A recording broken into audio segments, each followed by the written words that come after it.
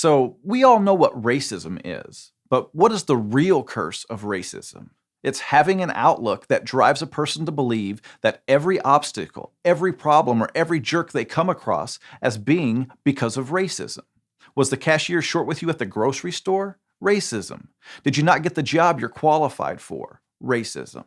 Never mind that the cashier was short with me too, and that I also got passed over for the job I'm qualified for. I do want to be very clear though, racism exists and it's ugly. It's awful, but it's not going to hold you back from achieving your goals. The proof is all around us in the lives of every successful black person. What will hold you back, though, is the curse of believing that racism will hold you back, that racism is the cause of your problems, that if it wasn't for racism, your life would be incomparably better.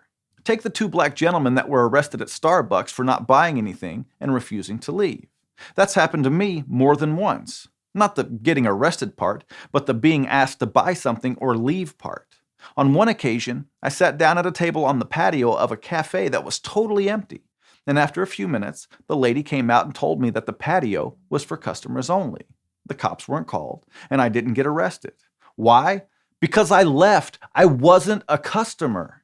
What you have to understand is that the racial divide is growing in this country because it's politically advantageous for the Democrats. But there are real-world consequences. This is hurting black people who buy into the notion that most white people want to hold them back.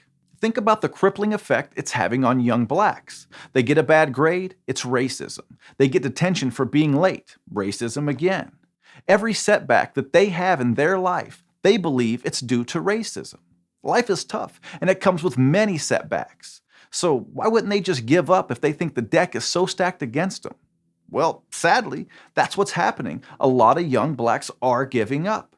Had that been Dave and I in Starbucks getting arrested for refusing to leave, people would have rightly told us how stupid we were for not leaving, and the incident would have been dismissed. But because the left can use it to push a narrative and grow the racial divide, it's national news. Now, I don't know if the manager was racist or not, but listen, racism used to keep blacks from being served in white-owned businesses. If the state of racism today is where a white barista wants to serve a black customer coffee, we have come a long, long way, and racism is a minor issue.